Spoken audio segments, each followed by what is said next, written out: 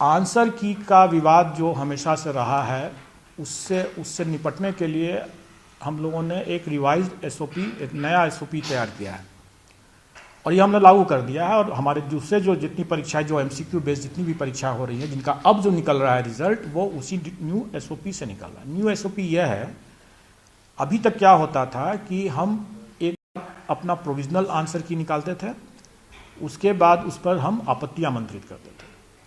आपत्ति आए, उसका निराकरण किए एक्सपर्ट्स लोग, और जो फाइनल आंसर की हुआ वो फाइनल रिजल्ट के साथ साथ फाइनल आंसर की आ गया, निकल गया, प्रकाशित हो गया।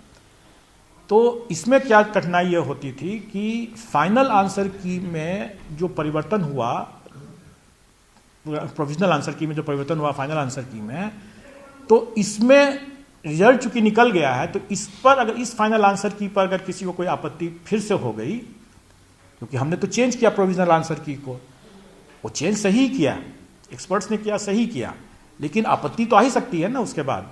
तो इस आपत्ति का हम लोगों ने मौका नहीं दिया लोगों को देखने का या उसका निराकरण करने का, उनको समझाने का, और रिजल्ट निकल गया।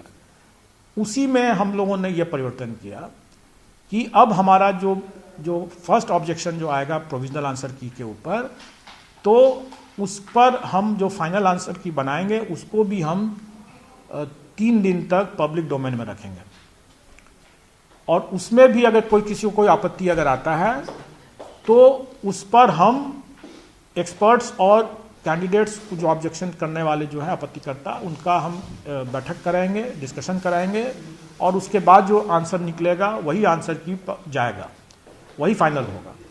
हर हालत में हम फाइनल आंसर की जो रहेगा वो बिना किसी विवाद के 3 दिन तक पब्लिक डोमेन में रहने के बाद हम उसका रिजल्ट निकालते हैं। और ये चीज़ हम लोगों ने ऑलरेडी कर दिया। अभी कई परीक्षा फल हम लोगों ने अभी प्रकाशित किया, जिसमें हमने वो 3 दिन का दिया, जिसमें नहीं आया आपत्ति उसका हम फाइनल कर दिए। तो ये परिवर्तन हमने इसलिए किया कि लोग अनावश्यक उसमें विवाद हो जाता है, और कुछ नहीं है।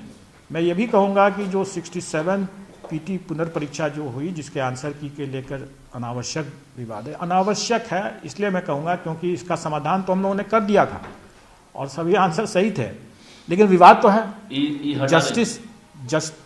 जस्टिस जो है, जैसे न्याय सिर्फ होना ही नहीं है, न्याय दिखना भी चाहिए कि हो रहा है। तो उसी तरह से कोई अगर हम लोग पारदर्शिता बरतते हुए अगर आंसर की बनाते हैं तो वो दिखना भी चाहिए लोग कि भाई आपका सब डिस्कशंस करने के बाद वो बना है। तो इसीलिए उसका हम लोग जड़ से ही उसको समाप्त कर देने के लिए हम लोगों ने रिवाइज्ड ये एसओपी बनाया है और इसको लागू कर दिया है। और मैं समझता हूँ कि 68 इस पीटी में भी हम इसको बखूबी लागू करेंगे और इस बार कोई भी कंट्रोवर्सी से हम नहीं होगा।